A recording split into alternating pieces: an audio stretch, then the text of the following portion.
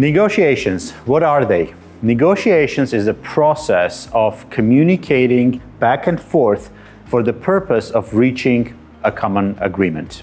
Negotiations is an interpersonal decision-making process necessary whenever we cannot achieve our objectives single-handedly.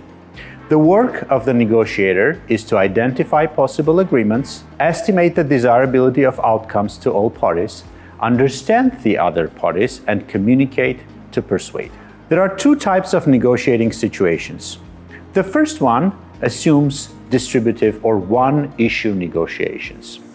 Distributive negotiations are the negotiation type that assumes a win-lose solution. It means that one party loses while the other one wins.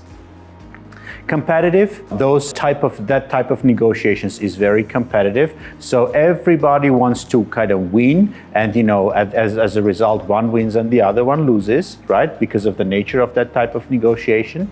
Everyone is driven by his or her egoistic aim. So they want to maximize their benefit as much as possible.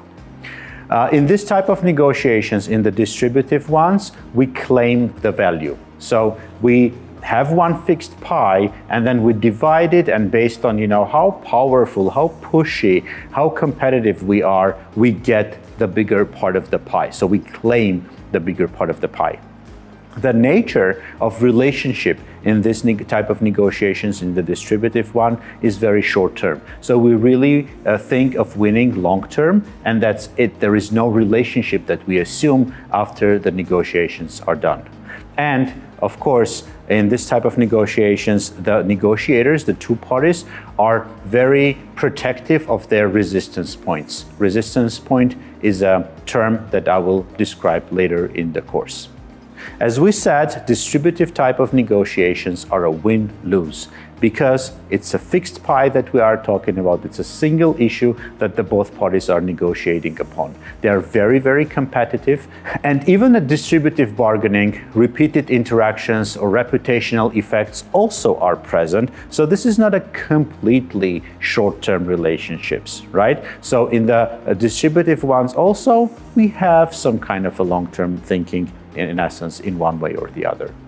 Let me bring you an example of a classic example of a distributive bargaining, of distributive negotiation.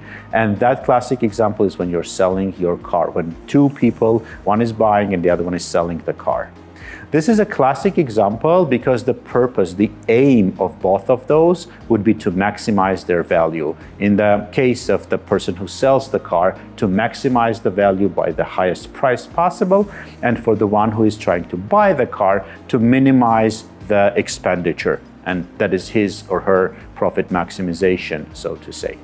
Now, the relationship nature in this type of negotiations is very short term. After the transaction is done, these people are usually not seeing each other, so they're trying to be as competitive as possible. Let's now talk about the second type of negotiations, which is the most optimal one, and we should strive to reach those kinds of negotiations, and that type is called integrative bargaining, integrative negotiations.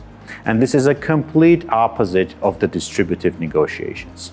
In integrative negotiations, there is a win-win objective. It's when two parties are striving to create a situation where both parties' interests are intersecting, they're meeting each other, and we're really in this type of negotiations, we're not talking about one issue, but we're talking about communicating, understanding each other, using your empathy, using your communication skills to reveal the real desire, the real interest that this other negotiating party has to create this new negotiating topic, and only then to claim the value that has been created.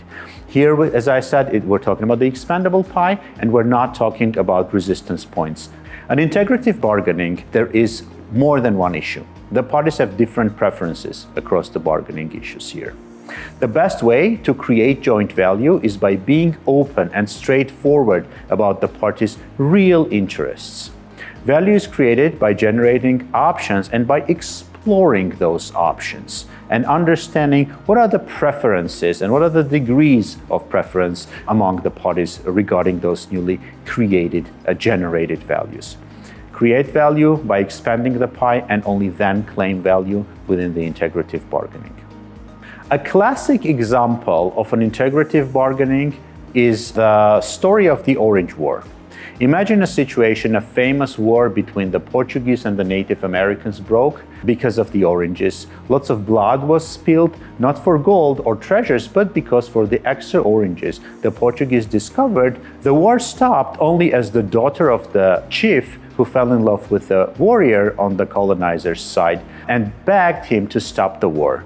The foreigner said that the juice of the oranges would make the warriors a fortune, while the Native American girl told him to allow her tribe to continue extracting medicine from the orange peels. What does this mean? The story tells us that they are fighting about the same thing, they're fighting for the same value, but they have not communicated effectively enough to understand what is it in that thing that they want. And they discovered that in the case of oranges, one party wanted the peels, the other one wanted the inside. So by negotiating and by creating an integrative situation, a situation on which they can communicate and really understand each other's interests in this war, they could have avoided the war altogether. Let me define 3 terms now. The first one is called the resistance point. The resistance point is a point at which a party will begin to resist the possible solution proposed because they are outside of their agreement zone. It is most often to point in distributive bargaining or negotiations where the parties are attempting to control the most or the least amount of their money. So this is the point beyond which there is no negotiation possible. That's the resistance point, or RP. The second term that I wanted to share with you is BOTNA. It's an abbreviation and it opens as the best alternative to negotiated agreement. What is BOTNA? BOTNA is defined as the most advantageous or the most optimal alternative that a negotiating party can take if the negotiations do not succeed. In other words, party's BOTNA is what a party's alternative is if the negotiations aren't successful. Let's talk about BOTNA a little bit. What is BOTNA and why is it important? And why is it important for you to understand what really your BOTNA is? First, it provides an alternative if the negotiations fall through.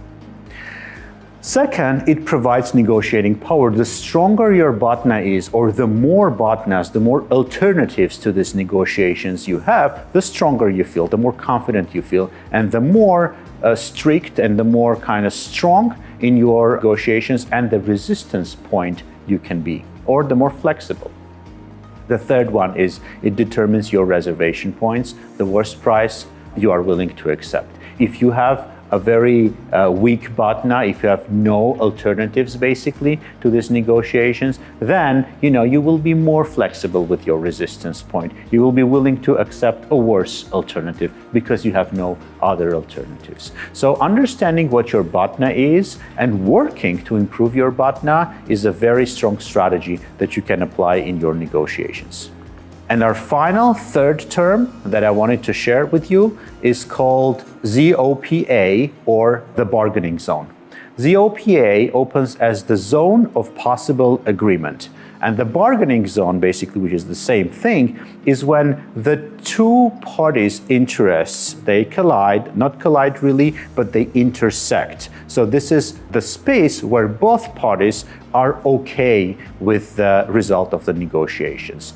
Otherwise, it is known as the zone of possible agreement, and it's the realm of acceptable outcomes. The bargaining zone is the area where each party's bargaining range overlaps, as I said, and is the area in which agreement is possible. Please remember that there are 2 types of negotiations: distributive negotiations and integrative type of negotiations. What I suggest that you do, treat every situation as an integrative one. First, try to create value and only then move to a distributive type of negotiations where you have to distribute the created value. Thank you and good luck with your negotiating efforts.